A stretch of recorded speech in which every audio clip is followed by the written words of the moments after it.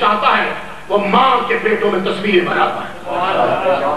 خدا تعالیٰ واحد حقیقی ہے اور اس نے اب توحید ہے کیا؟ اس کی ذات میں کسی کو شریک نہ ٹھہرانا۔ دنیا کے اندر کوئی خدا کے برابر نہیں ہے۔ ہمارے کسی عالم دین، کسی پیر نے، کسی نے نہیں کہا کہ محمد مصطفیٰ خدا ہے۔ جو حضور کو خدا یا خدا کے برابر کہتا ہے وہ مشرک و کافر ہے۔ یہ ہمارا اعلان ہے۔ اب بھی جو ہم پہ کوئی بلیم لگائے، ساری جتنی بھی نحوست وہ شخص کے اوپر ہے۔ خدا تعالیٰ کی ذات کے برابر کوئی نہیں۔ توحید میں بولتے ہیں جی اس کی صفات کے برابر بھی کوئی نہیں، ٹھیک ہے، اس کی صفات میں بھی کوئی شریک نہیں، لیکن یہاں ذرا رکنا پڑے گا۔ جیسی صفات جن تقاضوں سے اس کی ہے، ویسی صفات انہی شرائط اور تقاضوں کے ساتھ کسی میں رہی ہے۔ میرے اگر یہ جملے نکال دیے تو بیڑا غرق سب کا، اور اگر ڈالے تو بچو گے۔ سنو، خدا سنتا ہے، میں بھی سن رہا ہوں۔ تم سن رہے ہو نا میری تقریر؟ زور سے بولو، سن رہے ہو؟ تو تم سامع ہو اور سمیع ہو، خدا بھی سامع ہے اور سمیع ہے۔ ان اللہ السمیع البصیر، اللہ سنتا ہے اور دیکھتا ہے۔ تم مجھے دیکھ رہے ہو، خدا کہتا ہے کہ میں بھی دیکھتا ہوں۔ تم مجھے سن رہے ہو، خدا کہتا ہے کہ میں بھی سنتا ہوں۔ اب تم سب لوگ بڑے ذہین ہو، لوگوں نے توحید کو اس رنگ میں پیش کیا کہ سب کو مشرک بنا دیا۔ بتاؤ خود کو سمیع مانتے ہو کہ نہیں؟ بولو، مانتے ہو؟ خود کو بصیر مانتے ہو کہ نہیں مانتے؟ مانتے ہو تو خدا بھی سمیع و بصیر، تم بھی سمیع و بصیر۔ اب بولو کیا کرو گے؟ اب میں پوچھتا ہوں جن لوگوں نے مسلمان کم اور مشرک زیادہ بنائے، بتاؤ یار تمہاری توحید کو میں کدھر لے جاؤں؟ خدا بھی سنتا ہے۔ ایک صاحب کہنے لگے داتا صرف اللہ ہے۔ میں نے کہا تو یہ کس نے کہا کہ اللہ داتا نہیں ہے؟ تو کہنے لگا کہ یہ عبد القادر، یہ ان کو داتا کا انوشن، یہ ان کو داتا کیوں بولتے ہیں؟ یہ سب سازشیں ہوتی ہیں، یہ لوگوں کو گمراہ کرنے والے جملے ہوتے ہیں، جیسے وکیلی جملے بناتے ہیں عدالت میں کیس جھوٹا کرنے کے لیے۔ میں نے اس حساب سے کہا داتا اگر اللہ ہی ہے، یقیناً اللہ ہے، یہ مجازی طور پہ داتا ہے۔ کہ لگا ایسا کبھی نہیں ہوتا۔ میں نے کہا اچھا سن، رک سورہ یوسف پڑھی؟ اور چپ کر گیا، کہاں پڑھی ہوگی پوری؟ میں نے کہا میں تجھے بتاتا ہوں، سورہ یوسف میں یوسف علیہ السلام نے شراب پلانے والے کی خواب کی تعبیر بتاتے ہوئے کہا تھا یس کی ربہ خمرہ، وہ اپنے رب کو شراب پلائے گا۔ حافظ ہیں تو انصاف کیجیے گا، حافظوں کے استاد بیٹھے ہیں۔ اگر آیت نہ ہو میں مجرم، اور اگر آیت ہو تو خدا کا واسطہ ہے توحید سیدھی کر لو۔ کیا کہا یوسف علیہ السلام نے؟ یس کی ربہ خمرہ، وہ اپنے رب کو شراب پلائے گا۔ رب کون تھا؟ مصر کا بادشاہ۔ تو مصر کے بادشاہ کو یوسف علیہ السلام نے رب کہا، تو رب کسے کہتے ہیں؟ بسم اللہ الرحمن الرحیم، الحمدللہ رب العالمین۔ رب صرف خدا ہے۔ اب میں تم سے پوچھتا ہوں کہ یوسف علیہ السلام نے شرابی کو رب کیوں کہا؟ مولوی بولا مجازن۔ تو اگر ایک شرابی کو مجازن رب کہا جا سکتا ہے تو سید کو، ولی کامل اور مسلمان کو مجازن داتا کیوں نہیں کہا جا سکتا؟ تیری توحید میں بڑی درار آ گئی۔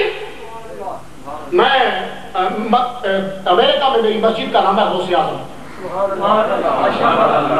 اور مدرسے کا نام ہے جامعہ نمیہ، اور غوث مدرسے 3-4 مدرسے ہیں، ایک کا نام مدرسہ غوث اعظم ہے۔ وہاں جتنے بھی 64 مسجدیں ہیں، 64 میں سے 60 ان کی ہیں جو میلاد نہیں مناتے، اور 4 ان کی ہیں جو سرکار کی تعظیم کرتے ہیں۔ کمپٹیشن بڑا زبردست اسٹرانگ جا رہا ہے۔ تو آپ پتہ وہ میرے خلاف کیا کرتے ہیں؟ سنا ذرا دیکھو، کہتے ہیں کہ ہم کسی کے خلاف نہیں بولتے۔ میں تقریباً 29 غیر مسلموں کو کلمہ پڑھوا چکا ہوں۔ سرکار نے فرمایا کہ جو ایک کو پڑھائے اللہ تعالیٰ اس کو جنت میں داخل کرے گا۔ میں سرکار کے صدقے 29 کو کلمہ پڑھا، جن میں عورتیں بھی ہیں اور مرد بھی ہیں۔ ہاں رحمت تو میرا بھی تھا۔ ایک آدمی کو، اس کا نام مائیکل تھا، میں نے اس کو کلمہ پڑھایا۔ وہ ساتھ والی مسجد میں گیا تو معلوم ہے مولوی کیا کہتا ہے؟ کہتا ہے کہ تم دوبارہ اسلام قبول کرو، اس لیے کہ تم نے غوث اعظم میں اسلام قبول کیا تو مسلمان نہیں بنا۔ سن لیا آپ نے؟ کہتے ہو کہ یہ کسی کے خلاف نہیں بولتے؟ اب ذرا سنو، I-10 ہے وہاں، I-10 کے گیس اسٹیشن پہ ایک بندہ کھڑا ہے تو اس کو مولوی آ کے کہتا ہے Where you been? I didn't see you. Why are you not coming for offering Jummah prayer? No, it is I'm offering in Masjid Ghosi Azam. Oh, shirk, astaghfirullah, Ghosi Azam is not a good name. Ghosi Azam is a shirk. وہ بندہ میرے پاس آ گیا، کہنے لگا یہ غوث اعظم شرک نہیں ہے؟ میں نے کہا کیوں؟ کہنے لگا غوث اعظم تو اللہ ہے۔ میں نے کہا صاحب چپ رہنا۔ میں نے کہا دیکھو بھائی مجھے بھی تو کچھ جواب دو نا، میں نے جا کے کچھ بتلانا ہے۔ میں نے کہا کہ یہ ابو بکر صدیق کا نام تجھے آتا ہے؟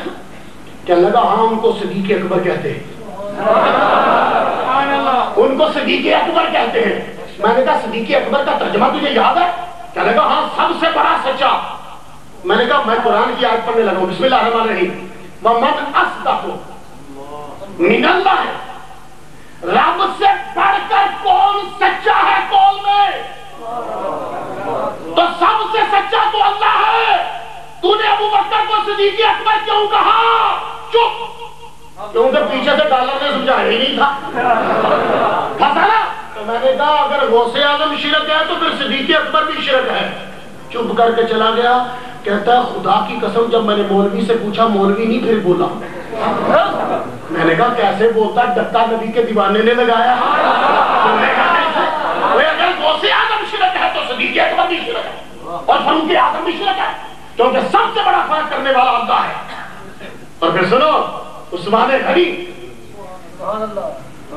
اور غنی تو حقیقت میں رب ہے، اور اگر یہ غنی ہے، فاروق اعظم ہے، صدیق اکبر ہیں تو شرک نہیں، تو پھر یہ مجازن غوث اعظم بھی ہے، شرک یاد کرو توحید کو۔ میں رب الجلال کی قسم اٹھا کے کہتا ہوں تمہارے سامنے ایک منٹ بھی ٹھہر گیا تو مجھے پکڑ لینا۔ ان کو توحید نہیں آتی، ان کو شیطان نے گمراہ کر دیا ہے۔ سنو توحید کیا ہے؟